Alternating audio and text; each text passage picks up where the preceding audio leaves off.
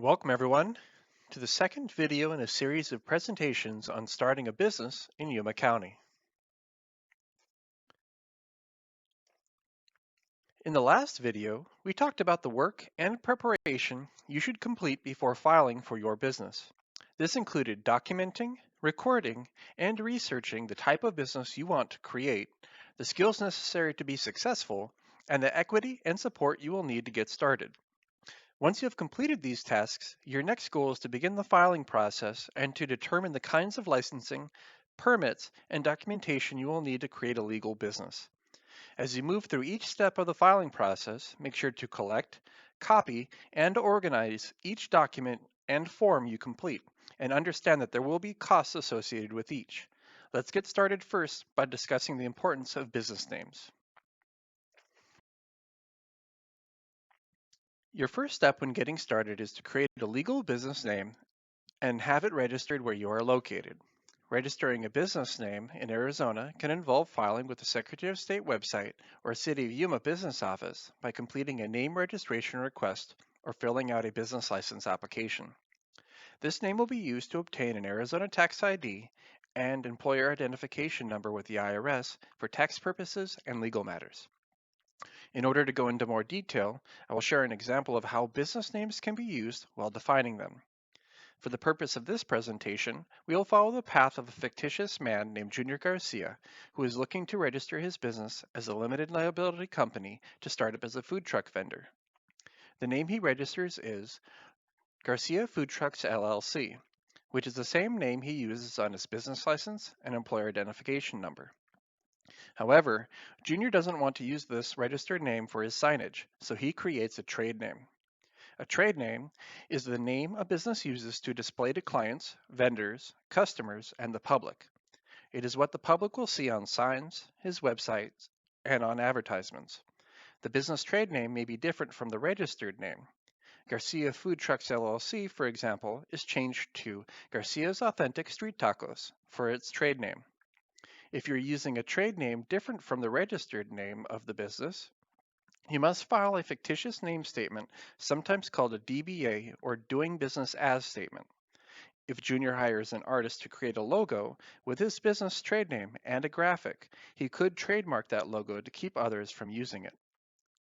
A trademark asserts ownership of a business name along with a logo and possibly a catchphrase as a brand, letting others know that you have the sole right to that trademark. To make sure the name you want is available, go to the Secretary of State website or trademark electronic search system provided by the United States Patent and Trademark Office. By using the Arizona Secretary of State Business Entity Search System, you can search the availability of your business name. Then, to see if there are any live records nationally, you may want to check the Trademark Electronic Search System, or TESS, to see if there are any exact or close matches to your business name that are alive, as in active, or dead, as in inactive, in the system. If you find dead records, look at them carefully as they could have bad historical significance due to the previous use of the name. Once you have verified your name is available, you can begin the filing process with the Secretary of State office for tax purposes. When determining availability of your business name, remember that the industry it belongs to is closely tied together for trade name and trademark registration. The North American Industry Classification System is used to classify business establishments according to their type of economic activity. Each type of business and the industry it belongs to has a unique NAICS code associated with it. If you need help finding your NAICS code, library systems around Arizona, including Yuma, have access to an online database called Reference USA, which can assist you in locating industry codes for the type of business you're looking to create. Once you have picked your business name and code, you are ready to begin the application process for your employer identification number. In order to receive an employer identification number, you need to visit the IRS website and complete the SSS-4 form. If filing online through the IRS website, you may also select a code from a drop-down list during the online registration process.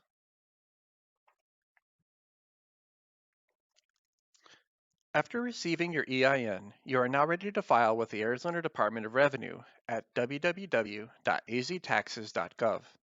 Upon completion of registration, you will now have the ability to electronically file and pay the transaction privilege tax, usage tax, and withholding tax for the operation of your business in the state of Arizona. This registration process is extremely important as payments will have to be made at different times during the year. If you need more information on how this works, visit the Transaction Privilege and Use Tax Calendar or Help menu for a detailed explanation. You wouldn't want to find yourself behind on paying your business taxes or having to pay unexpected fees.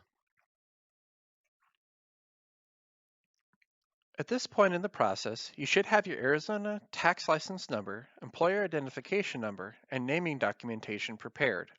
You can now go to the City of Yuma Business License page to download a business license application. There are two types of applications. The first is for regular or commercial business use, and the second is for home occupation business. Pick the appropriate application and fill it out to the best of your ability before visiting the City of Yuma Business License office.